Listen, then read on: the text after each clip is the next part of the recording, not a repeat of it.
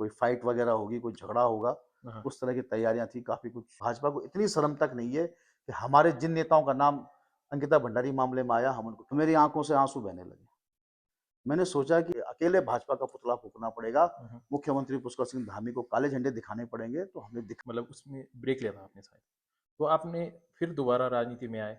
ये देर क्यों लगी सर आपको? वहाँ पे जो भाषण कोई सज्जन दे रहे थे उनको रोका और कहा कि भाई भाषण बंद करो 1 मिनट। उन्होंने कहा इनकी सड़क नहीं बनी तो फिर आप मुझे कॉल करना, हुँ, हुँ। मैं इनको फिर बताऊंगा कि सड़क कैसे बनी। कोई किसी लालच में अपनी पार्टी को छोड़ रहा है, हुँ, हुँ। लेकिन मैं कोई अपना नाम नहीं बताएगा, कोई पिता का नाम नहीं बताएगा, कोई गांव का नाम नहीं बताएगा। उसमें हम फेल हो गए।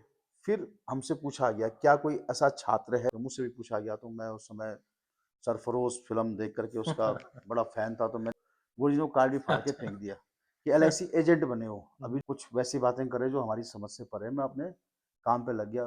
आपके चैनल के माध्यम से वो जो लोग मुझे देख रहे हैं, हुँ, जूम उमड़ा और बड़े बड़े समर्थन से, बड़े मार्जिन से मैं चुनाव जीता था। हुँ। और मैं कंधों पे उछाल उछाल के मुझे लोग ले जा रहे थे। शासन शपथ ग्रहण समारोह में हरीश रावत जी, तत्कालीन प्रदेश अध्यक्ष और उत्तराखंड के बड़े नेता, राज्यसभा में सत्ता के लालच में पार्टी छोड़ करके जाने लगे। सर आपको कभी बीजेपी से ऑफ़र आया कि हमारी पार्टी में शामिल हो जाओ? हिंदू हिंदू होते तो हमको जातियों में बांट देते, ये ब्राह्मण, ये राजपूत, ये हरिजन। राम जी का मंदिर बना दिया, राम जी के मंदिर से चंदा खा लिया, चोरी कर लिया। 5 से ज्यादा बच्चों ने आत्महत्या कर दी। हुँ। और आज नीट का पेपर में देख रहा था किस तरीके से उन्होंने कहा कि हम गैस सिलेंडर को कंधे पे रख करके तो पहले सड़क में पहुंचते हैं। जिन भाजपा का एक एक नेता जेल में चक्की पीसते नजर आए, हुँ। जबरदस्ती लोगों के गले पड़ जाते हैं, उनका हाथ पकड़ लेते हैं, किस तरह से खिकी कर रहे हैं, किस। सर कि कांग्रेस में गुटबाजी चलती है, क्या ये सही बात है? वो उसमें ऐसा सुनने में आ रहा है कि कांग्रेस में आ सकते हैं और उनको टिकट मिल सकता है, क्या ये सही बात है? भाई बन के आए, हुँ, हुँ। हमारा बाप बनने की कोई कोशिश करेगा। नमस्कार दोस्तों, स्वागत है आपके अपने इस पॉडकास्ट चैनल में जिसका नाम है पॉडकास्ट विद आशीष। आज हमारे साथ मौजूद हैं ऐसी शख्सियत जिन्होंने अपने छात्र जीवन से राजनीति की शुरुआत की। वर्तमान समय में पुरोला विधानसभा प्रभारी भी हैं। उन्होंने अपने संघर्ष की कहानियाँ सुनाई, उन्होंने कैसे-कैसे राजनीति में कदम रखा, उसके बाद उन्होंने ब्रेक लिया, फिर उसके बाद फिर दोबारा उन्होंने राजनीति में कदम रखा। तो ये तमाम प्रकार की बातें हमने की हैं और कुछ आने वाले जो चुनाव हैं उनके बारे में भी बात करी। तो ऐसे बहुत सारे इस पॉडकास्ट में हमने चर्चा की।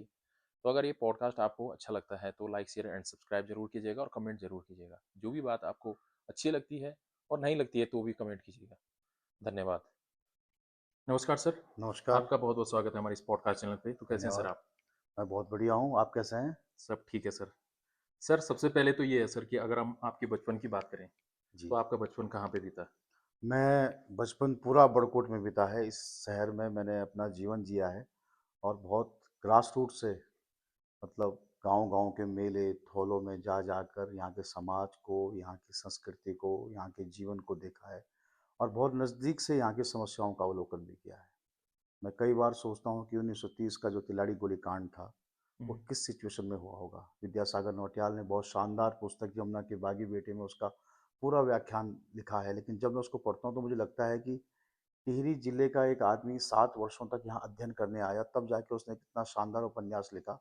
फिर भी वो कितना रमाई घाटी को समझा होगा। हुँ। मेरा उस पे भी एक लेखन का काम चल रहा है। मैं उसको एक बहुत अलग तरीके से जनता के बीच लाने की कोशिश कर रहा हूँ, उस तरीके से जिस तरीके से उसे आना चाहिए था। सर अगर आपकी शिक्षा-दीक्षा की बात की जाए तो शिक्षा-दीक्षा कहाँ हुई आपकी? मेरी प्रारंभिक शिक्षा बड़कोट में ही, सरस्वती शिशु मंदिर, उसके बाद विद्या मंदिर, उसके बाद बड़कोट इंटर कॉलेज में बहुत अच्छा जीवन जिया। उसके बाद मैंने बड़कोट आईटीआई में भी हुँ, हुँ। 2 वर्ष का डिप्लोमा किया, फिर बड़कोट महाविद्यालय से ग्रेजुएशन करी। ग्रेजुएशन के दौरान मुझे यहाँ के छात्रों का नेतृत्व करने का अवसर मिला, मैं छात्र संघ अध्यक्ष निर्वाचित हुआ। उसके बाद मैंने 1 साल पत्रकारिता से डिप्लोमा किया प्रोला महाविद्यालय से। हुँ, उसके बाद मुझे गढ़वाल विश्वविद्यालय से पोस्ट ग्रेजुएशन मास कम्युनिकेशन में करने का सौभाग्य प्राप्त हुआ। हुँ, हुँ। और उसके बाद मैंने एक सेमेस्टर का पेपर डीएवी पीजी कॉलेज से लॉ का भी किया था, लेकिन तब तक मेरी शादी हो चुकी थी, मेरे बच्चे हो गए थे, तो मुझ पे जिम्मेदारी का एक बोझ आ गया था। तो हुँ, मुझे हुँ। लगा कि शिक्षा दीक्षा को अब विराम दे करके आगे जीवन में जो हमारे पास अब पिता होने की जिम्मेदारी है, उसका निर्वहन करना चाहिए। राजनीति में आने की जो प्रेरणा है वो आपको कहाँ से मिली? राजनीति में एक हमारा झुकाव होता था हुँ, हुँ। कि जो हमारे बड़े शहर में लोग होते थे, जैसे खासकर फंटा भाई, घंटा भाई तो हमारे प्रताप रावत जी, उनके हुँ, उनसे हम बड़े प्रेरित रहते थे बचपन में। उनको उनको जब हम सड़कों पर जन मुद्दों के लिए लड़ते हुए देखते थे, आंदोलन करते हुए देखते थे, तो उनसे हम बड़े प्रेरित रहते थे। तो उनके पीछे-पीछे हम राजनीतिक आंदोलन में जाया करते थे। तब हमें ज़्यादा पार्टियों की समझ नहीं थी कि क्या भाजपा, क्या कांग्रेस, क्या हुँ, हुँ, समाजवादी पार्टी। हुँ, हुँ, समाजवादी पार्टी में लोहा वहानी हुआ करती थी। हुँ, हुँ, तो कांग्रेस में मुझे मेरे बड़े भाई थे स्वर्गीय प्रदीप डोभाल जी, वो अपने साथ मुझे कांग्रेस में लेके आए थे। तो मुझे तब भी बहुत ज़्यादा पार्टियों की समझ नहीं थी। वो तो एक दिन मुझे एनएसयूआई के यमुना घाटी के जिलाध्यक्ष की जिम्मेदारी मिली और अचानक से इस शहर के अंदर तत्कालीन नवप्रभात जी वन मंत्री हुआ करते थे, जंगलात का एक विवाद था, हुँ, हुँ, उसमें वो बड़कोट आए थे। अच्छा, तो जब वो बड़कोट आए थे तो बड़कोट में जब बहुत ज़्यादा भीड़ हुई तो मंत्री जी ने कहा भाई जिन जिन के कागज़ शिकायत पत्र हैं वो सब यहाँ मेरे पास जमा कर दीजिए। तो मैं नौजवान था, कॉलेज में था, आईटीआई की जो सड़क जाती है वहाँ हमारा डिग्री कॉलेज हुआ करता था। हुँ, तो चौराहे से लेके वो पूरी सड़क नगर पालिका ने ब्रेक कर रखी, तोड़ रखी थी कि नई सड़क बनाएंगे। हुँ, लेकिन हुँ, तोड़ तो दी थी, लेकिन महीने 2 महीने गुजर गए थे, वो सड़क नहीं बन रही थी। तो उसमें चलते हुए हमको बड़ी तकलीफ रहती थी, आने जाने में परेशानी होती थी। तो हमें लगा यार वन मंत्री और शहरी विकास मंत्री का दोनों दायित्व नवप्रभात जी के पास है, तो एक प्रार्थना पत्र क्यों ना मंत्री जी को दे के आए। तो हम कुछ नौजवान वहाँ पहुँचे हुँ, और जब मंत्री जी ने कहा कि भाई जिन जिन के प्रार्थना पत्र हमें दे दें, तो एक आदमी प्रार्थना पत्र लेने आया, तो मैंने भी प्रार्थना पत्र जमा कर दिया। अच्छा, जब वो प्रार्थना पत्र आगे गया तो वो प्रार्थना पत्र जब उनके सामने से नीच पे रखा होगा, हुँ, तो जो नीचे का पन्ना था वो थोड़ा तिरछा सा हो गया अच्छा, और उस पे जो निवेदक में जो नाम आया विजयपाल रावत, नीचे मैंने एनएसयूआई इंग्लिश में लिखा हुआ था, हुँ, हुँ, कैपिटल में हुँ, एनएसयूआई, वो थोड़ा-सा मंत्री जी को दिख गया। तो मंत्री जी को सारे कागज़ों में एक एनएसयूआई दिखाई देना थोड़ा अलग लगा। अच्छा, वो कांग्रेस की परंपराओं के नेता थे। हुँ, तब एनएसयूआई कोई छात्र संगठन है, बड़े-बड़े नेताओं को समझ हाँ, नहीं होती थी। तो मंत्री जी ने अचानक से वहाँ पे जो भाषण कोई सज्जन दे रहे थे उनको रोका और कहा कि, "भई भाषण बंद करो 1 मिनट।" उन्होंने वो कहा कि, "भई इस मीटिंग में ये एनएसयूआई के बच्चे कौन आ रखे हैं?" हुँ, तो हम हुँ, पीछे लाइन में कहीं धक्के खा रहे थे, तो हमने आवाज़ मारी हुँ, हुँ, कि मैं आगे आया, मेरे साथ मेरे दोस्त आगे आए कि मैंने कहा जी हम एनएसयूआई से। तो उन्होंने हमें बुलाया कि बेटा तुम्हारी क्या समस्या है? हुँ, तुम यहाँ क्यों आए हो? तो हमने कहा सर हमारे स्कूल की कॉलेज की जो रोड है वो क्षतिग्रस्त है और पालिका उसको बना नहीं रही है। अच्छा, तो तुरंत मंत्री जी ने कहा कि नगर पालिका का ईओ कौन है? तो ईओ साहब हाजिर हुए। हुँ, हुँ, बोला इन बच्चों की सड़क कब तक बन जाएगी? तो ईओ ने कहा कि साहब जल्दी बना देंगे। मैंने कहा जल्दी नहीं, ये बताओ कब तक बनेगी? हुँ, हुँ, तो उन्होंने कहा साहब 7-8 दिन में बना देंगे। कि 7 या 8 दिन में?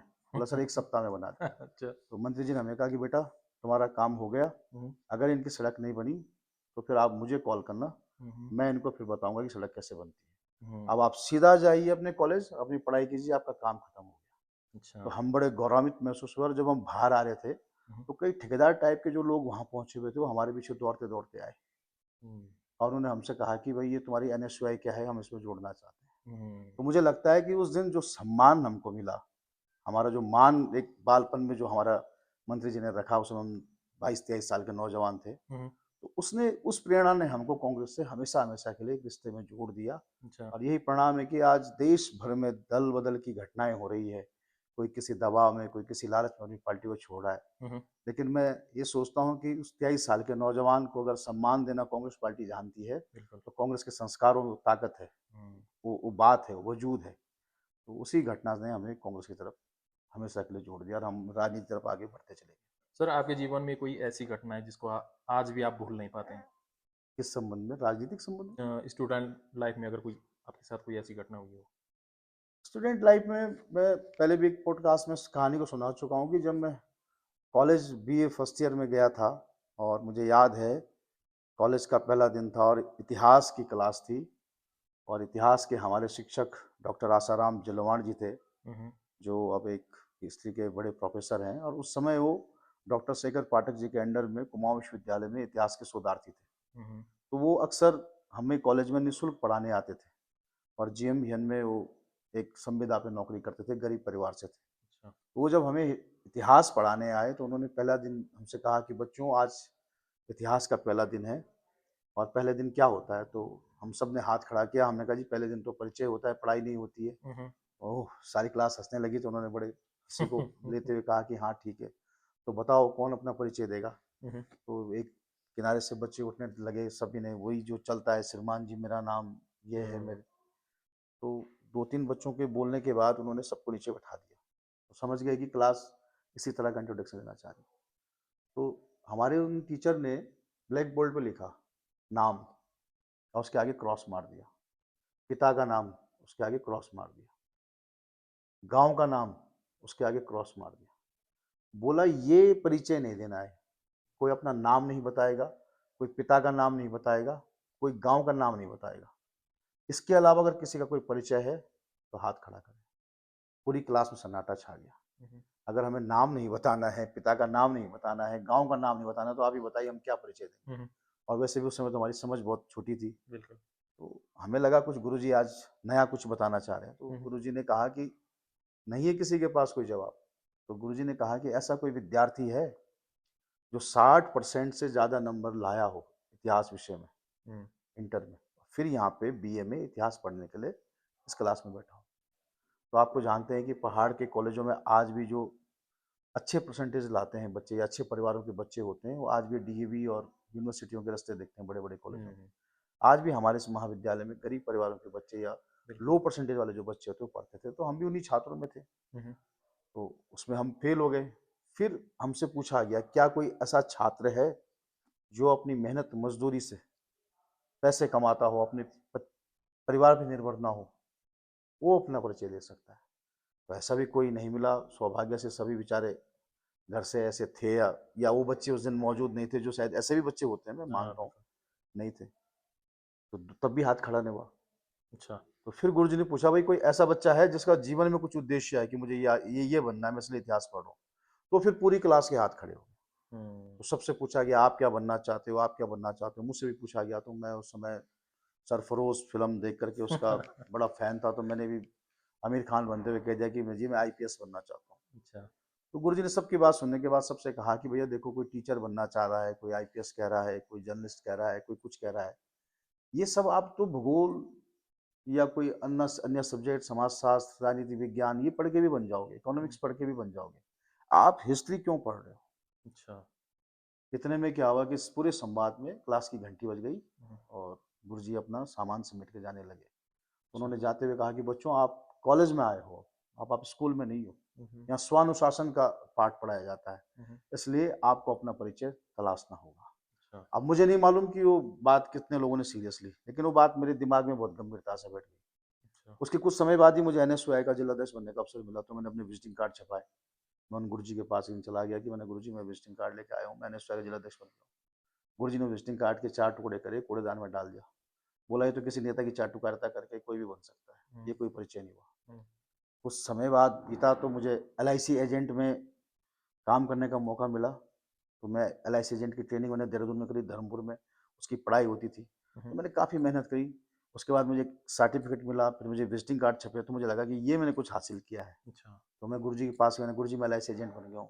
गुरुजी ने वो कार्ड भी फाड़ के अच्छा। फेंक दिया कि एलआईसी एजेंट बने हो, हुँ, अभी हुँ, जो तुमको केस मिलते हैं 1 महीने में 12 करने के, हुँ, हुँ, पहले वो करके दिखाओ। इसमें तो फिर जब तुम जिले में सबसे ज़्यादा केस करोगे, हुँ, जब तुम वो सिल्वर, गोल्डन वाला क्राइटेरिया छूओगे, तब कोई आइडेंटिटी बनेगी। ये बिल्कुल। क्या है? तो उस दिन मैं थोड़ा-सा उदास हो गया। अच्छा। मैंने कहा यार मैं गलत चक्करों में पड़ गया, गुरुजी कुछ वैसी बातें कर रहे जो हमारी समझ से परे है। मैं अपने काम पे लग गया। समय बीता, हुँ, 1 हुँ, साल बीता, 2 साल बीता। जब मैं थर्ड ईयर में आया, तो कॉलेज के चुनाव आए और आज भी आपके चैनल के माध्यम से वो जो लोग मुझे देख रहे हैं, हुँ, हुँ, जिन्होंने वो छात्र संघ का चुनाव देखा है, वो आज तक का इस कॉलेज का ऐतिहासिक चुनाव था। बहुत बड़ा चुनाव था। इस तरह का चुनाव कैंपेनिंग होता था जैसे डीएवी के इलेक्शनों में चुनाव होता है, वैसी हुँ, कैंपेनिंग पहले कभी नहीं हुई थी। तो बड़ा संघर्ष भरा चुनाव रहा। उस संघर्ष भरे चुनाव में छात्रों का हुजूम उमड़ा और बड़े बड़े समर्थन से, बड़े मार्जिन से मैं चुनाव जीता था। हुँ, और जब मैं चुनाव जीता और मेरे साथ युवाओं की जोशीली भीड़ थी और मैं कंधों पे उछाल-उछाल के मुझे लोग ले जा रहे थे। शहर में फूल बरस रहे थे कि एक नया नौजवान छात्र नेता पैदा हुआ है। हुँ, हुँ, और मेरे मन में ये मनसा थी कि जो मेरे विरोधी हैं, जिन्होंने मुझे चुनाव हरवाया है, हुँ, तो शायद शाम को आज कोई फाइट वगैरह होगी, कोई झगड़ा होगा। हाँ, उस तरह की तैयारियां थी, काफ़ी कुछ अच्छा। दिमाग में रहता है, छात्र राजनीति का दौर हाँ, ऐसे ही रहता है, अगर किसी ने देखा हो। तो वो सब माइंड सेट लेके हम सब लोग चल रहे थे। जब मैं चौराहे पे पहुंचा, तो जहाँ पे रतुड़ी मेडिकल स्टोर है, वहाँ पे मेरे गुरुजी एक माला, मतलब मुझे आज भी याद है कि कोई भरी भरी भरी हुई माला नहीं थी।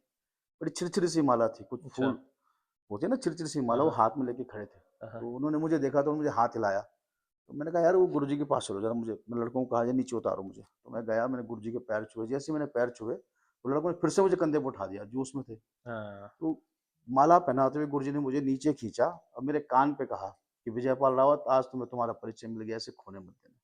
अच्छा। मेरे सामने एकदम पूरा नज़ारा बदल गया हुँ, हुँ। और मेरी आँखों से आँसू बहने लगे। मैंने सोचा कि ये जो भीड़ है, ये जो नौजवान है, इन्होंने मुझे चुनाव जिताया है, आज ये नाच रहे हैं, तो इनके मन दिमाग में शायद ये बात है कि ये कोई लड़का हमारा नया छात्र अध्यक्ष बना है, ये हमारा डिग्री कॉलेज बनाएगा, ये हमारे कॉलेज में साइंस सब्जेक्ट खुलेगा, ये हमारे कॉलेज में डेवलपमेंट करेगा, ये हमारे लिए पढ़ाई के, खेल के संसाधन, अवसर मुहैया कराएगा, हुँ, हुँ। ये हमारा नेतृत्व करेगा।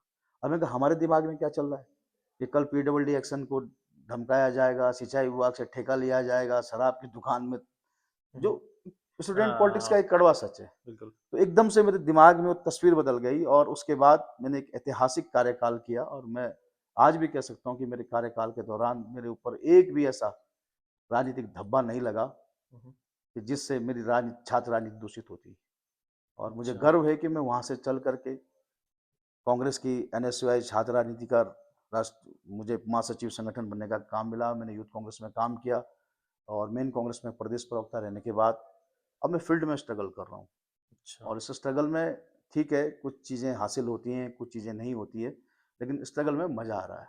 लोगों हुँ। को समझने का अवसर मिल रहा है, रोज़ कुछ सीखने का अवसर मिल रहा है, रोज़ अपने अंदर परिवर्तन लाने का अवसर मिल रहा है और मैं इस परिवर्तन से बहुत खुश हूँ। मुझे समाज की और गहरी समझ हो रही है। कॉलेज में जब आप अध्यक्ष बने थे, तो उसके बाद आपने काफ़ी देर राजनीति में, मतलब उसमें ब्रेक लिया था आपने शायद।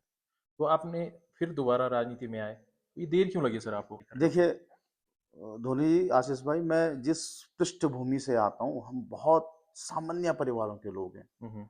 मेरे परिवार से कभी मतलब किसी पीढ़ी में कोई नेता नहीं रहा। हुँ, हुँ।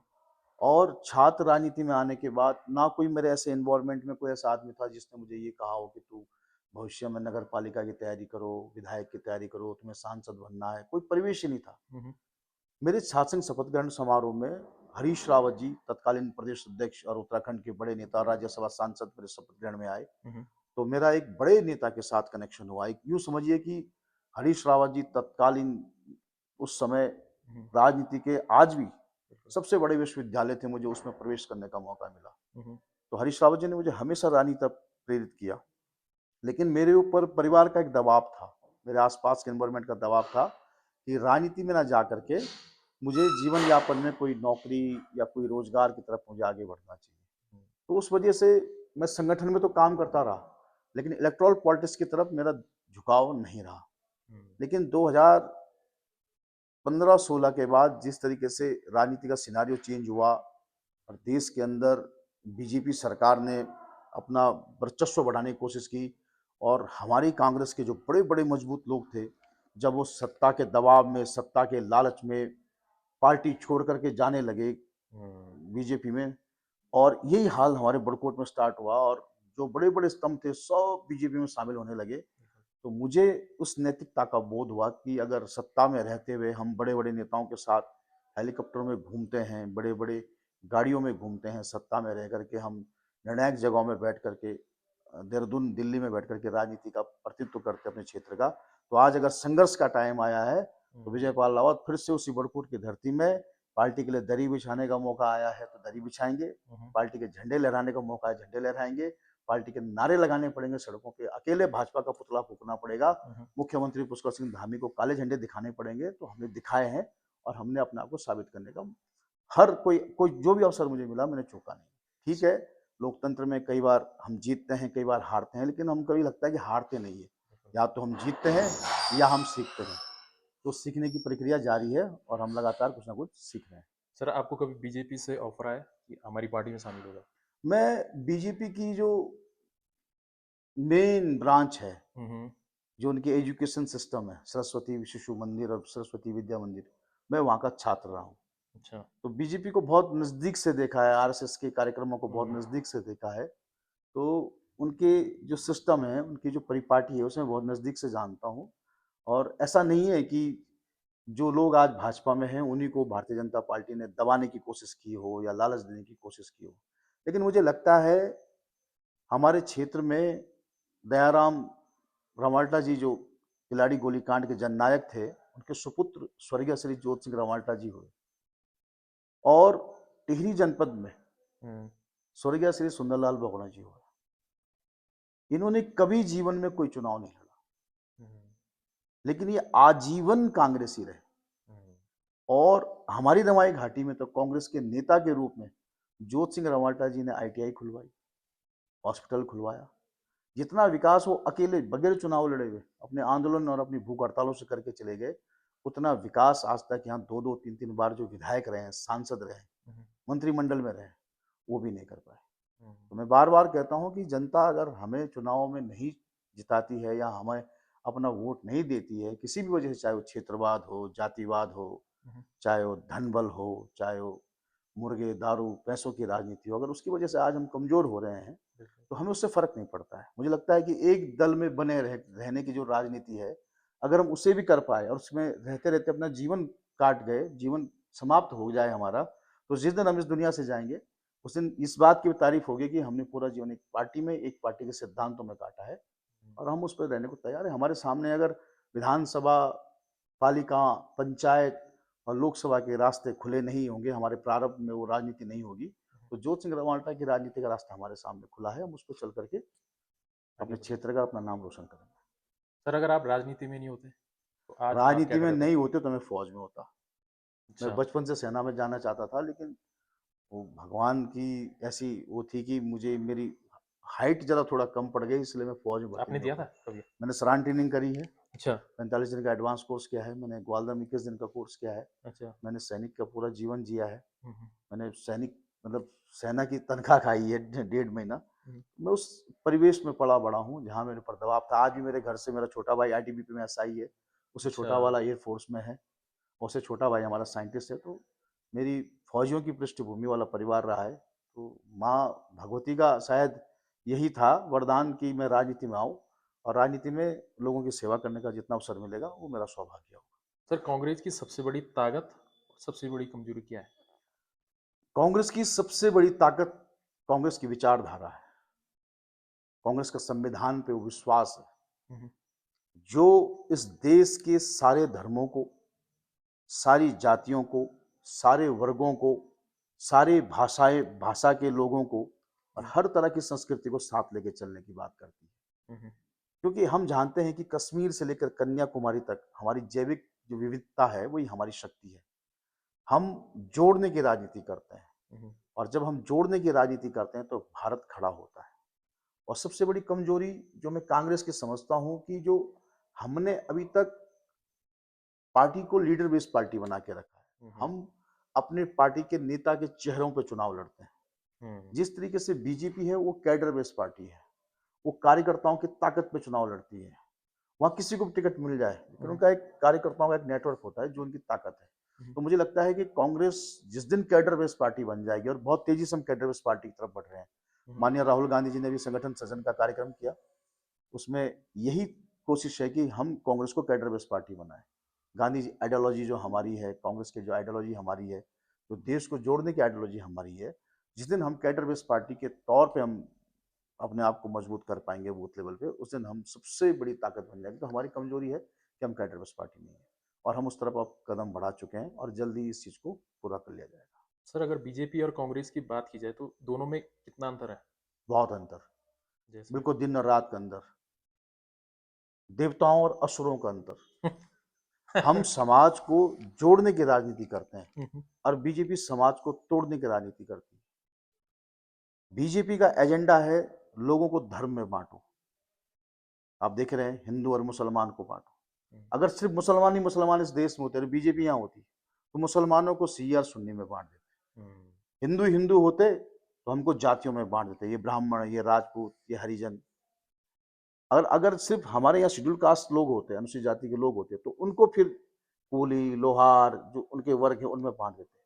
तो बीजेपी जब तक समाज को बांटती नहीं है तब तक वो अपना स्थान नहीं बना पाती हुँ, हुँ, और जब तक समाज बटा हुआ रहेगा कांग्रेस तब तक कमजोर रहेगी और जब समाज एक होता है तो कांग्रेस मजबूत होती है। हुँ, तो इसलिए हम दिन और रात की तरह हैं, हमें बिल्कुल एकदम डिफरेंट है। हम बीजेपी के एकदम अलग हैं। हुँ, वो राम का नाम लेकर के राजनीति करती है, जैसे काल नेमी एक राक्षस रामायण में था, जो साधु वेश धर के राम के भजन गा करके हनुमान जी को भ्रमित करना चाह रहा था, लेकिन वो राम जी के कार्यों में सबसे बड़ा बाधक था। तो भाजपा आज वैसे ही है, राम का नाम लेके राम जी का मंदिर बना दिया, राम जी के मंदिर से चंदा खा लिया, चोरी कर लिया, और उस पर पछतावा भी नहीं करी, बेशर्मी से उसको स्वीकार कर रहे कि हाँ। हुँ, तो आप देख रहे हैं, तो हम राम के नाम की राजनीति करते हैं। हमारा जो धर्म है, हमारी जो मान्यता है, वो हमारे घर का हमारा निजी विषय है। मैं रोज अपने ईश्वर की, अपने आराध्य की प्रार्थना करता हूँ, लेकिन वो प्रार्थना मेरे और ईश्वर के बीच का निजी मसला है। हुँ, मैं उस प्रार्थना को अपनी पत्नी और बच्चों पे थोपूंगा नहीं कि आप भी ऐसा कीजिए। हुँ, वो मेरी अपनी मान्यता है, बिल्कुल। और हमारी मान्यताओं का मुझे लगता है सड़कों पे प्रदर्शन नहीं होना चाहिए, उसकी राजनीति नहीं होनी चाहिए। हुँ, हुँ, लेकिन भाजपा के लोगों को अगर पूछा जाए कि तुम श्री राम करते हो, क्या वो राम स्तुति सुना सकते हैं, तो उन्हें राम स्तुति नहीं आती होगी। उनसे अगर कह दिया जाए कि आपको हनुमान चालीसा आती है, तो उनको हनुमान चालीसा नहीं आएगी। हुँ, और तो छोड़िए, वो वंदे मातरम के नारे लगा रहे हैं। उनसे वंदे मातरम का गान पूछिए तो वंदे मातरम राष्ट्रगान नहीं गा पाएंगे, वो राष्ट्रगीत नहीं गा पाएंगे। हुँ, जब इस देश के अंदर अंग्रेज थे, जब वंदे मातरम कहने पे जेल हुआ करती थी, कोड़े मारे जाते थे, तब किसी भाजपा के नेता ने वंदे मातरम नहीं कहा, हुँ, भारत माता की जय नहीं कहा। आज जब देश आजाद हो गया है, तब वो जबरदस्ती अपने आप को क्रांतिकारी साबित करने के लिए इस तरह के नारे लगाते हैं। मैं जब खुद छोटा था, शिशु मंदिर विद्या मंदिर में पढ़ता था, हुँ, तो मैं बड़ी रोचक विषय बता रहा हूँ। वहाँ हमको हेडगेवार जी पढ़ाए जाते थे, और गोलवरकर जी पढ़ाए जाते थे। तो जब तक मैं शिशु मंदिर विद्या मंदिर में पढ़ा, तो मुझे लगता था इस देश को आज़ाद इन्होंने ही कराया है। अच्छा आज भी पढ़ाते होंगे? मुझे नहीं मालूम आज पढ़ाते नहीं पढ़ाते, पर अच्छा, जब मैं पढ़ता था तो मुझे लगता था कि हेडगेवार जी ने देश अच्छा। आज़ाद कराया, क्योंकि हेडगेवार जी हमें इतना दिखाया और पढ़ाए जाते थे। हुँ, हुँ, मैं ये नहीं कहता कि शिशु मंदिर में कोई हमें बुरी बात सिखाई गई, मेरा स्कूल रहा है, मैं अपने स्कूल की शिक्षा को नहीं कहूँगा, लेकिन मैं ऐतिहासिक तथ्य पे ज़रूर कहूँगा कि अच्छा। हेडगेवार जी को इतना दिखाया जाता था कि मुझे लगता था कि हेडगेवार जी ने देश आज़ाद कराया। हुँ, हुँ, लेकिन जैसे हम वहाँ से अपने स्कूलों में आए, हमने पीसीएस की, सिविल सर्विसेज की भी तैयारी करी एक समय, श्रीनगर में बैठ करके। हमने अच्छा। किताबों में पढ़ा, इतिहास को पढ़ा, आधुनिक भारत के इतिहास में कहीं हेडगेवार जी का जिक्र नहीं है, हुँ, हुँ। किसी क्रांतिवीर का नाम नहीं आता। तो यही जो बेसिक चीज़ें हैं, यही मुझे उनमें फ़र्क दिखाई देता उत्तराखंड में विधानसभा चुनाव होने वाले हैं। क्या उत्तराखंड में कांग्रेस वापसी करेगी? है। बिल्कुल करेगी। मुझे लगता है कि वापसी होनी चाहिए और वापसी करेगी।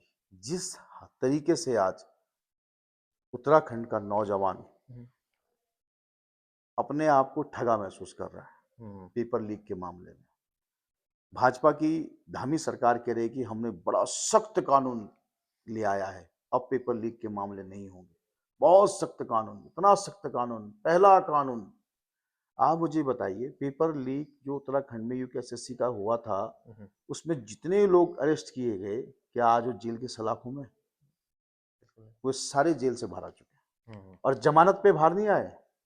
उनके सारे केस खारिज हो चुके हैं, वो निर्दोष साबित हो चुके हैं। हुँ, हुँ, तो जब आपके पेपर लीक में जो भी आपने लोग पकड़े, जब उनके केस खारिज हो गए हैं, वो स्वतंत्र होकर के बाहर घूम रहे हैं, निर्दोष होकर बाहर घूम रहे हैं, तो आपका पेपर लीक का सख्त कानून कहाँ गया? वो नकल विरोधी सख्त कानून कहाँ गया, हुँ, जिसके आपने बड़ा ढिंढोरा पीटा था? तो लोगों के साथ छलावा हो रहा है। नीट का एग्जामिनेशन हुआ है, सेंट्रल लेवल का एग्जामिनेशन, 5 से ज्यादा बच्चों ने आत्महत्या कर दी। हुँ, और आज नीट का पेपर मैं देख रहा था, किस तरीके से बच्चों को एग्जाम देने से रोका जा रहा है, उनके माता पिताओं की रोते हुए गिड़गिड़ाते हुए तस्वीर आ रही है, कोई 1 सेकंड की लेट हो रहा है। जीवन भर की पूंजी लग जाती है किसी बच्चे को एक बिल्कुल। एग्जामिनेशन तैयारी करने में।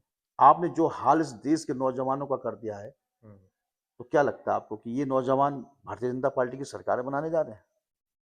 अंकिता भंडारी हमारी बहन, ज्यादा बात नहीं करूंगा, हुँ, हुँ, सिर्फ अंकिता भंडारी की बात करता हूँ, जो उस बहन के साथ हुआ, क्या उत्तराखंड बनने के बाद हमने इस राज्य की जो परिकल्पना की थी, हम अपनी बहन को न्याय दिला पाए?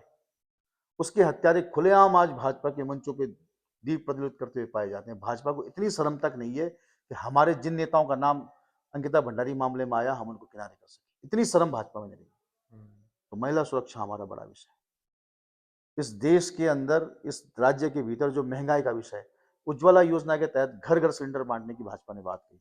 हुँ, आज आप बताइए कि जिस गांव में जिस गरीब आदमी को उज्ज्वला गैस सिलेंडर देने की बात कही थी, आज वो गांव का व्यक्ति यहाँ राजगढ़ी, मस्सू, सोनाल्डी, डांडा गांव, सरनौल, आप सोचिए, वहां एक गरीब आदमी या उस गांव का व्यक्ति सिलेंडर भराने के लिए क्या बड़कोट आता होगा?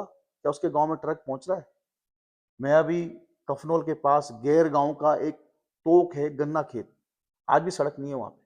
मैं उस गांव में था, मैंने उस गांव के लोगों से पूछा, पूरी अनुसूचित जाति बस्ती का गांव है, कि आप गैस सिलेंडर कैसे बढ़ा रहे हैं? तो उन्होंने कहा कि हम गैस सिलेंडर को कंधे पे रख करके तो पहले सड़क में पहुंचते हैं, फिर सड़क में टैक्सी में रख करके धारी कलौगी जाते हैं, फिर धारी कलौगी से सिलेंडर भरते हैं, फिर वहां से लाते हैं नीचे, फिर वहां से घर तक लाते हैं। वो उज्ज्वला गैस सिलेंडर जिसका नारा मोदी सरकार ने पूरे देश में ढिंडोरा पीट करके हल्ला मचाया था, आज उस उज्ज्वला गैस कनेक्शन की स्थिति क्या है? 300 350 का जो हमारे टाइम पे गैस सिलेंडर था, वो जो महंगा लगता था, आज वो 1000 पार कर चुका है। और उसके बाद भी अगर मुझे लगता है कि मैं देहरादून में अगर गैस सिलेंडर बुक करता हूँ, तो मेरी एक बुकिंग पे गैस सिलेंडर वाला मुझे घर तक गैस सिलेंडर देता है। ये महानगरों की स्थिति है। लेकिन जब वही गैस सिलेंडर कोई गांव का आदमी लेना चाहता है, वो भी उतने दाम दे रहा है, तो उसको घर से इतनी मेहनत करके, इतना पैसा खर्च करके वो सिलेंडर लाना पड़ रहा है। महानगरों में, मेट्रो सिटीज में वो सिलेंडर शायद 1000 रुपए का पड़ रहा है, 900 कुछ रुपए का, लेकिन अगर आप उसकी गांव की पोस्ट लगाएंगे तो सिलेंडर 1500 से 2000 रुपए का पड़ रहा है। तो ये स्थिति, ये भयावह स्थिति, क्या आपको लगता है वो ग्रामीण समाज भाजपा को वोट देगा? जो आज खाद्य पदार्थों की महंगाई है, जिस तरीके से दाम बढ़े हुए हैं, जिस तरीके से आज जो ट्रांसपोर्टेशन है, जो गाड़ी चलाने वाले हैं, विद्यार्थी हैं, नौजवान छात्र हैं, जिस तरीके से पेट्रोल महंगा हो रखा है, और तो छोड़िए, आज उत्तराखंड में रोडवेज की कितनी बसें हैं जो आज गांव गांव में सर्विस दे रही है? नहीं है। इसी वजह से आज हर नौजवान के पास या किसी ग्रामवासी के पास बाइक वगैरह है, उसमें 200-300 रुपए का तेल भरा करके 500 रुपए जेब में रखे वो बाजार में आता है। तो पता चलता है कोई पुलिस वाला, कोई दरोगा उसको सड़क के किनारे उसके कागज दिखाने के नाम पे रोकता है, और किसी न किसी बहाने से उसका 1000-2000 रुपए का चालान हो जाता है। तो आप बताइए, जो आदमी खुद 500 रुपए जेब में सामान लेने आ रहा था, वो 2000 का चालान भरे या 500 या 500 रुपए का राशन घर लेके जाए। तो इतनी सारी स्थितियां जो है वो आज भाजपा के खिलाफ है, और एंटी इनकन्वेंसिंग जो एक चीज होती है वो भाजपा को डुबो के रख देगी। आज भाजपा के शासन से जनता त्रस्त हो चुकी है, वो अवसर चाह रही कि हम कब भाजपा की सत्ता को उखाड़ करके फेंक दें। इसलिए भाजपा लगातार वोट चोरी के नए नए तरीके कर रही है। कभी ईवीएम ले आ रही है, अब एसआईआर ले आया है, जिसमें कांग्रेस बाहुल्य जो गांव है, जहाँ पे हमारा वोटर जिसमें पारंपरिक वोटर जो कांग्रेस का बढ़ा हुआ है, जहाँ पे उसको खत्म करने का काम कर रही है। मैदानी क्षेत्रों में अन्य राज्यों से 20-20 हजार वोट 8-10 राज्यों से जोड़ करके 2-2.5 लाख का वोट बढ़ा करके अपना वोटिंग परसेंटेज बढ़ा रही है। जिस विधानसभा में पहले वोट, या लोकसभा के चुनाव में वोट, लोकसभा में जो वोट 40% 45% होता था, और विधानसभा में जो वोट हद से हद 60 या 62% जाता था, आज वो 90-90 80-80% जा रहा है। ये कैसे बढ़ रहा है? तो बीजेपी ट्रिक्स अपना रही है, क्योंकि उसे मालूम है कि वो इतने घोटाले, इतने कांड कर चुकी है कि जिस दिन वो सत्ता से उतरी, उस दिन भाजपा का एक एक नेता जेल में चक्की पीसते नजर आएगा। तो सदा नहीं रहंदी वल जग तो तेरी जमींदारी, तो वही भाजपा के हाल है।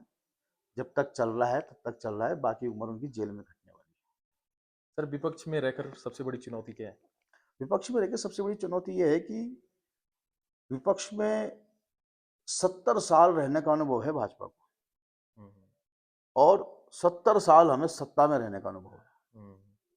और कांग्रेस जब सत्ता में रहती है तो गरीबों के लिए कल्याणकारी योजनाएं लाती है, और भाजपा जब विपक्ष में रहती है तो 250 रुपए का सिलेंडर में भी भाजपा अपने कपड़े उतार करके नंगा होकर के बाजार में बेशर्मी से प्रदर्शन करती है। तो विपक्ष में रहने में बड़ी बेशर्मी चाहिए, बड़ी बेशर्मी। तो हम वो बेशर्मी पैदा नहीं कर पा रहे हैं विपक्ष में रहकर, क्योंकि बड़ी बेशर्मी चाहिए। बहुत सारी चीजों पे बड़ा हो हल्ला करना पड़ता है, जैसे स्मृति ईरानी जी करती थी, सिलेंडर पे बैठ जाती थी। अब सिलेंडर इतना महंगा हो गया तो चुप्पी बना रखी है। तो देश की जनता ने क्या कर दिया है कि खेल उल्टा कर दिया है। जिनको सत्ता चलाने का अनुभव था उनको विपक्ष के स्टेरिंग पे बैठा दिया है, और जिनको विपक्ष की स्टेरिंग में बैठाना था उनको देश की सत्ता में बैठा दिया है। इसलिए जो गाड़ी है देश की वो डगमग डगमग, वो पूरी डगमगा रही है। और जितने साल भाजपा इस देश की सत्ता में बैठ चुकी है, उससे दुगने वर्ष पीछे आज हमारा देश हो चुका है, उतने पीछे वर्ष हो चुका है। आज हमारे देश की जो इंटरनेशनल क्रेडिबिलिटी थी उस पर सवाल खड़ा हो चुका है। आप नरेंद्र मोदी जी प्रधानमंत्री हैं हमारे, उनकी आप तस्वीरें देख रहे हैं, किस तरीके से जबरदस्ती लोगों के गले पड़ जाते हैं, उनका हाथ पकड़ लेते हैं, किस तरह से खिकी कर रहे हैं, किस तरीके से कभी ट्रॉफियां बांट रहे हैं, और वापस आ रहे हैं तो कोई समझौता नहीं। अगला बंदा क्यों विदेशों में यात्रा कर रहा है, उसका क्या देश को बेनिफिट हो रहा है, कुछ समझ में नहीं आ रहा है। अगर कुछ बेनिफिट हो रहा है तो अडानी और अंबानी को हो रहा है। तो ये जो सारी बातें हैं, यही फर्क है बीजेपी में कि विपक्ष में रह करके हम भाजपा जैसा चरित्र अपने अंदर पैदा नहीं कर पाते। बड़ा बेसब्री वाला चरित्र होता है। सर सूत्रों के अनुसार पता चला है सर कि कांग्रेस में गुटबाजी चलती है, क्या ये सही बात है? देखिए, जिस घर में बड़ा परिवार होता है, हम्म, जिस घर में ज्यादा बर्तन होते हैं, वहाँ खड़खड़ाहट होती है। हम्म, और मुझे लगता है कि गुटबाजी को आप जो गुटबाजी कहते हैं, मुझे मुझे वो योद्धाओं की टीम लगती है। एक तरफ जैसे होता ना, महाभारत चल रही है तो कृपाचार्य, द्रोणाचार्य या पितामह भीष्म, सबकी अपनी अपनी सेना होती थी, बड़े बड़े महारथी होते थे। तो जो ताकतवर आदमी होता है उसका अपना गुट होता है, हम्म, लेकिन गुटों को गुटकों में बदल करके ही इमारत खड़ी होती है। वो पार्टी के नेतृत्व पे बात होती है कि इस तरह के जो ताकतें हैं, इस तरह के जो हमारे विभिन्न फोर्सेस हैं, जिसे आप गुट कहते हैं, मैं उन्हें फोर्सेस कहता हूँ। अच्छा। आपका इशारा हमारे पार्टी के सीनियर नेताओं की तरफ होगा। अगर हमारे राज्य के अंदर 6 या 7 या 8 कद्दावर देता है तो आप उन्हें गुट की तरह देखते हैं। मैं सोचता हूँ कि वो 8 फोर्सेस हैं। उन अच्छा। फोर्सेसों को एक टेबल पे लाना, एक विचार पे लाना, एक लाइन पे लाना पार्टी नेतृत्व का काम होता है। हम्म, और हम जब उनको एक लाइन पे लाने में कामयाब हो जाते हैं तो फिर वो हमारी ताकत बन जाती है। हम्म, और जब हम उन्हें एक लाइन पे नहीं ला पाते उन फोर्सेस को, तो फिर वो विघटन का कार्य करती है। तो वो बिल्कुल। ताकत भी है और वो एक तरीके से नुकसानदेह भी है। वो वही बीजेपी में भी है। बीजेपी काफी हद तक उसको साथ देती है। हम कई बार उसमें नाकाम हो जाते हैं। लेकिन अब धीरे धीरे जो इन्वॉल्वमेंट हो रहा है पार्टी के, चाहे छोटे कार्यकर्ता हैं हमारे, चाहे बड़े सीनियर लीडर हैं, सबको एक बात समझ में आ गई है कि बीजेपी अगर इसी तरीके से सत्ता पर कायम रही तो आने वाले समय में उन्हीं लोगों ने मुख्यमंत्री बनना है, जो ताकतवर लोग हैं, उन्हीं लोगों ने मंत्री बनना है, उन्हीं लोगों ने पार्टी के प्रदेश अध्यक्ष बनना है, सांसद बनना है। तो अगर सत्ता नहीं आती है तो उनका नुकसान होगा, क्योंकि ये जो दौर है राजनीति का, ये उनका दौर है। तो इतनी समझदारी उनके अंदर है और मुझे लगता है कि वो सब एक लाइन में लग करके शीर्ष नेतृत्व के इशारे पे सारा काम कर रहे हैं। सर 2027 में विधानसभा चुनाव होने वाले हैं और यमुनोत्री विधानसभा से कांग्रेस का कोई बड़ा चेहरा सामने नहीं आया। देखिए, 70 विधानसभाओं में हम्म, 70 की 70 सीटों पर कांग्रेस चुनाव लड़ेगी, ये बात क्लियर कट है। इस बात से पहली बात कोई मना नहीं कर सकता। 70 सीटों पर बीजेपी चुनाव लड़ेगी, 70 सीटों पर कांग्रेस चुनाव लड़ेगी, ये तय है। यूकेडी क्या करती है, स्वाभिमान मोर्चा क्या करता है, या अन्य कोई पार्टी या इंडिपेंडेंट क्या करते हैं, वो हमें नहीं मालूम। हम्म, ये बात फाइनल है। अब रही बात 70 सीटों पर चुनाव लड़ने की, आपने कही यमुनोत्री की। यमुनोत्री में निसंदेह इस समय जो पार्टी में हम लोग काम कर रहे हैं, हम में से कोई भी अभी ऐसा कोई व्यक्ति ऐसा नहीं हमें दिखाई दे रहा है कि जो कंटेस्ट करता हुआ नजर आए, विनिंग पोजीशन में नजर आए। क्योंकि यमुनोत्री विधानसभा का चुनाव, प्रोला विधानसभा का चुनाव, गंगोत्री विधानसभा का चुनाव, मैं 70 की बात नहीं करूंगा, तीनों एक ही जिला है और 3 विधानसभाओं की बात कर रहा हूं। तीनों विधानसभाओं का पॉलिटिकल एनवायरमेंट अलग अलग है। हम्म, पुरुलिया के अंदर अगर आप जाए तो वहां पे बहुत अच्छा एनवायरमेंट है। वहां पे आप जिसको कांग्रेस का टिकट देंगे वो चुनाव जीत जाएगा, जिसको देंगे। मतलब फुली लोग, मतलब अलग ही, मतलब पॉलिटिकल एनवायरमेंट जो वहां का है वो बहुत शानदार है। लेकिन जैसे ही आप यमुनोत्री में आते हैं तो यहाँ पे जो राजनीति है, हम्म, आप किसी से भी पूछ लीजिए, यहाँ सारी राजनीति फाइनेंशियल बजट पे जाकर अटकी हुई है। कोई अगर पूछे कि यमुनोत्री का इलेक्शन का बजट कितना है, पिछली बार यहाँ के इलेक्शन का बजट 9-9 करोड़ रुपए था। इस बार ये बजट 15-15 करोड़ रुपए जा चुका है। क्योंकि चुनाव लड़ने वाले कौन लोग हैं? चुनाव लड़ने वाले सारे धनबली लोग। जो भी आप टॉप 2-3 अपने दिमाग में ले रहे हैं, वो सारे 15 करोड़ की खर्च करने की रेंज में आ चुके हैं। इसलिए यहाँ पे ये स्थिति विकट हुई है। गंगोत्री में लीडरशिप का थोड़ा सा अभाव चल रहा है कि बीजेपी ने क्या कहा, मैंने पहले कहा ना आपसे कि बीजेपी कैडर बेस्ड पार्टी है और कांग्रेस लीडर बेस्ड पार्टी है। तो बीजेपी ने कांग्रेस को कमजोर करने के लिए हमारे लीडरों पर अटैक किया, उनको घोटालों में फंसाने की कोशिश करी। आप ईडी, सीडी, सीबीआई, पता नहीं क्या क्या मशीनरी काम करती है, और साथ में उनको प्रलोभन देने का काम किया। तो लीडर बेस को कमजोर करने का काम किया, तोड़ने का काम किया है। तो तीनों विधानसभा का इन्वॉल्वमेंट अलग है। अब आप 27 पे बात कर रहे हैं। 27 में आप यमुनोत्री में समझिए कि एक तरफ तो पैसा है, बाहुबल है, दूसरी तरफ जो यहाँ की ज्योग्राफी है वो 2 भागों में बटी हुई है, एक गंगा घाटी और एक यमुना घाटी।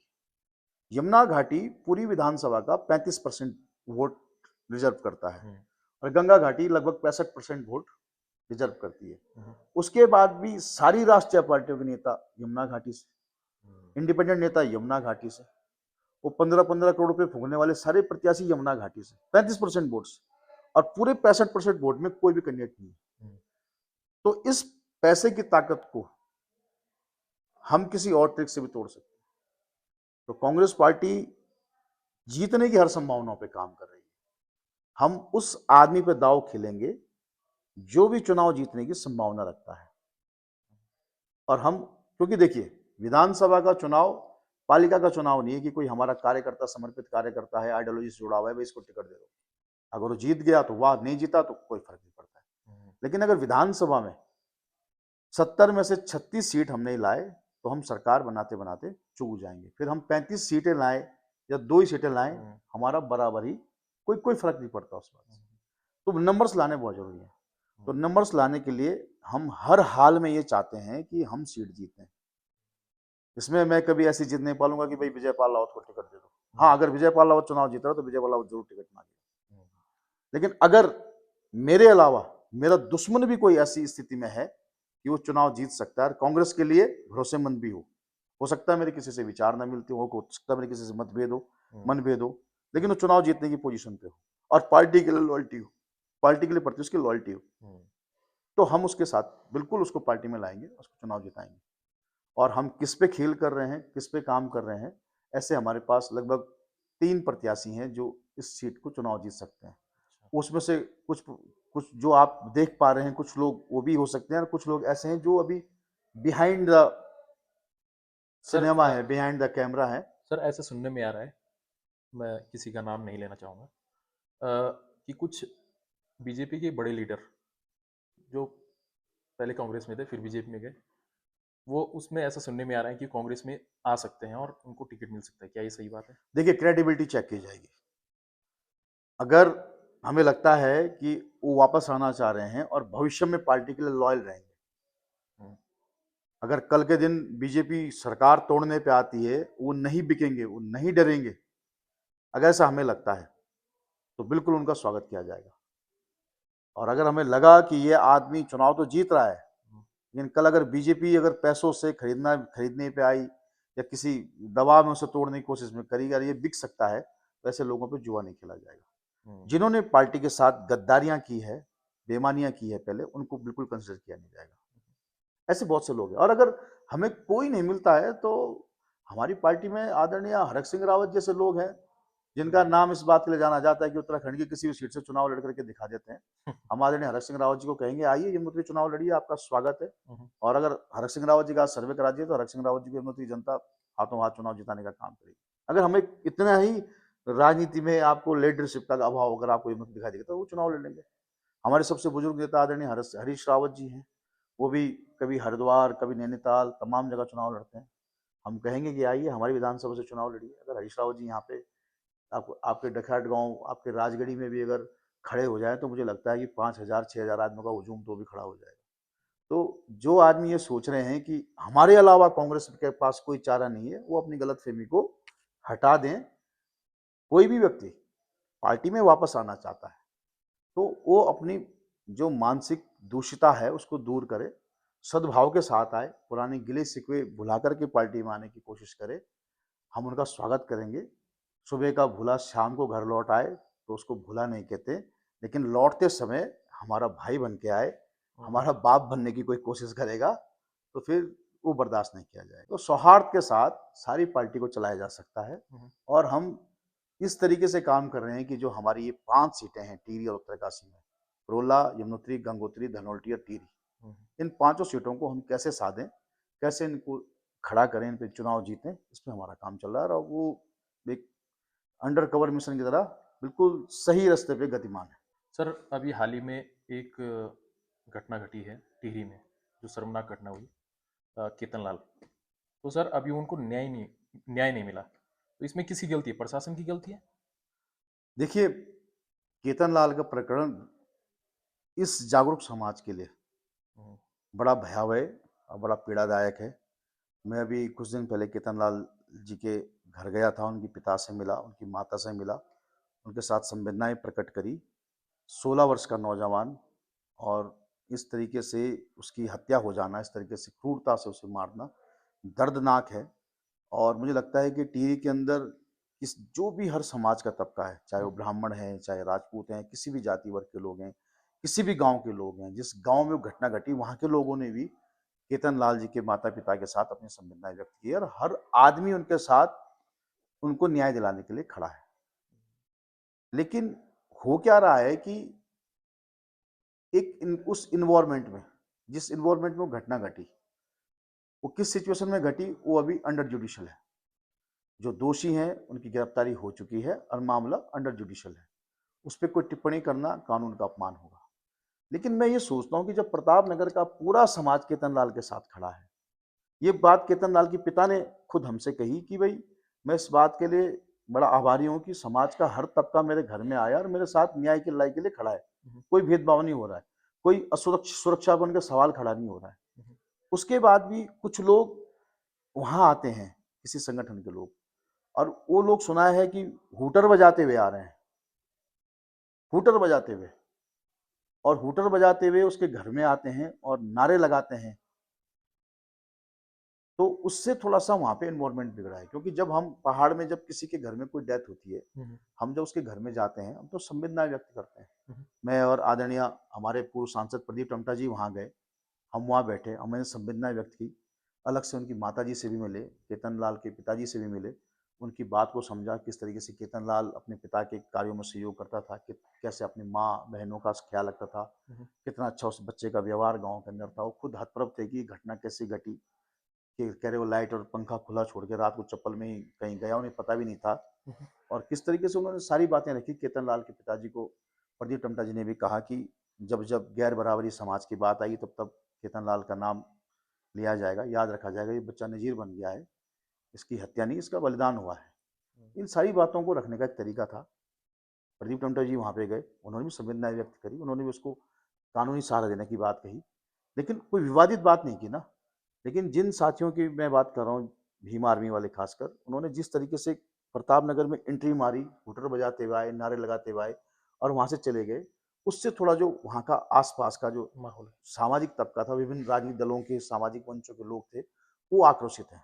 उनके आने के और जाने के तौर तरीकों को लेकर सवाल खड़ा कर रहे हैं कि जब पूरा समाज हमारा खड़ा है, तो कोई बाहर का व्यक्ति, बाहर का मतलब जो उस पहाड़ी परिवेश को नहीं समझ रहा है, ये थोड़ी कह रहे हैं कि किसी बाहर के व्यक्ति का यहाँ ना बना है। ये देश सबका है, सबका है, लेकिन लोगों को ये समझना पड़ेगा कि लोगों की संवेदनाएं कैसी है। जबरदस्ती आप जाति के नाम पे किसी को किसी से नहीं लड़ा सकते, आप जबरदस्ती किसी क्षेत्रवाद के नाम पर किसी से किसी को नहीं लड़ा सकते। तो कुछ लोग होते हैं जो माहौल खराब करने की कोशिश कर रहे हैं, और जब एक एक कोई वर्ग किसी माहौल को खराब करता है, तो दूसरा वर्ग होता है जो ताक में बैठा है, तो समाज को बांटने की राजनीति करने का अवसर ढूंढ रहा है, उसको भी फिर अवसर मिल जाता है आग में घी डालने का। और वही प्रताप नगर में हो रहा है। केतन लाल के परिवार के साथ वहां के लोगों की, जो स्थानीय लोग हैं, जिनके साथ उनका जीवन है, जिनके साथ उन्हें सालों साल रहना है, वो सब लोग खड़े हैं। वे सब लोग न्याय की बातें कर रहे हैं, लेकिन कुछ लोगों ने अपनी पार्टी के झंडे के नीचे जिस तरीके से संवेदना व्यक्त करने का तरीका चुना है, उससे वहां पे माहौल खराब हो रहा है। और जिस तरीके से आज टिहरी जनपद की पुलिस ने उनको नरेंद्र नगर में रोक करके एक बड़े विवाद को रोकने की कोशिश की है, मैं उसमें टिहरी प्रशासन की, पुलिस की तारीफ करना चाहूंगा कि उन्हें संवेदनशीलता दिखाते हुए घटना पे यथास्थिति बनाए रखने की कोशिश की है, लॉ एंड ऑर्डर का पालन करने की कोशिश की है। और एक संवेदनशील विषय है केतन लाल का, उस पर मुझे लगता है कि बहुत ज़्यादा राजनीति नहीं होनी चाहिए। केतन लाल के जो केस है वो फास्ट ट्रैक पे चलना चाहिए न्यायालय में, उसको जल्दी न्याय मिलना चाहिए, और भारतीय संविधान के तहत जो भी कंपल्सेशन की प्रक्रिया है वो पूरी होनी चाहिए। न्यायिक जांच होनी चाहिए, मजिस्ट्रेट बयान होने चाहिए, जो मुझे लगता है कि एक सीओ लेवल का ऑफिसर कर रहा है। जांच पुलिस के कार्य में और जांच में कोई कोताही नहीं बरती जा रही है। अंडर जुडिशियल मामला है, उसे फास्ट ट्रैक में चलाने की जरूरत है, ताकि बहुत लंबा मामला ना खींचे, जल्दी से जल्दी केतन लाल के हत्यारों को सजा मिले, और उस मामले की जो पूरी जांच है वो होनी चाहिए। हमारा उस पर कहना है। सर आपके लिए कुछ रैपिड फायर राउंड लाए हैं सर हम। इसमें सर आपको सिर्फ शॉर्ट में ही आंसर देना है। तो सबसे पहला क्वेश्चन है सर, सबसे अच्छा नेता राहुल आपकी गांधी। नज़र में? राहुल गांधी। अच्छा, कांग्रेस की एक कमजोरी बताओ। कैडर बेस्ड पार्टी नहीं है। ठीक है। कांग्रेस का सबसे बड़ा दुश्मन। भाजपा। अगर आपको एक दिन के लिए मुख्यमंत्री बना दिया जाए तो आप क्या करेंगे? भू कानून लागू करेंगे, मूल निवास कानून लागू करेंगे, फिफ्थ शेड्यूल लागू करेंगे। इस देश के इस राज्य के जो पहाड़ी क्षेत्र है वहाँ पे जो सिटकुल वाला एरिया है, जो औद्योगिक क्षेत्र है, उसको उसको उसको बनाएंगे। इस राज्य के भीतर हर परिवार के एक नौजवान को नौकरी देने का कानून लाएंगे, क्योंकि एक दिन के अंदर मैं कोई अनिल कपूर जैसी फिल्म तो नहीं बना पाऊंगा, लेकिन एक कैबिनेट की बैठक करूंगा और उसमें एक साथ ये सारे रेवोल्यूशन पास करूंगा। एक दिन का सत्र बुलाऊंगा, उसमें सबसे पहले इस राज्य की जो अस्मिता का सवाल है, भू कानून, महिलाओं की सुरक्षा, मूल निवास, ये सारे कानून लागू करके एक दिन का मुख्यमंत्री बन के आगे निकल जाऊंगा। कांग्रेस में टिकट योग्यता से मिलता है या फिर सिफारिश से? योग्यता से। सर, आपका बहुत बहुत धन्यवाद। धन्यवाद। आपने हमें इतना समय दिया। बिल्कुल, आपका भी धन्यवाद। आपने हमारी बात को अपने दर्शकों तक पहुंचाने के लिए समय निकाला। आपको और आपके समस्त दर्शकों को मेरा प्रणाम। अगर आपको ये कॉन्वर्सेशन अच्छा लगता है तो हमारे इस चैनल को लाइक, शेयर एंड सब्सक्राइब जरूर कीजिएगा। और अगर आप चाहते हैं कि ऐसे ही मज़ेदार पॉडकास्ट आने चाहिए तो शेयर कीजिएगा इस वीडियो को। धन्यवाद।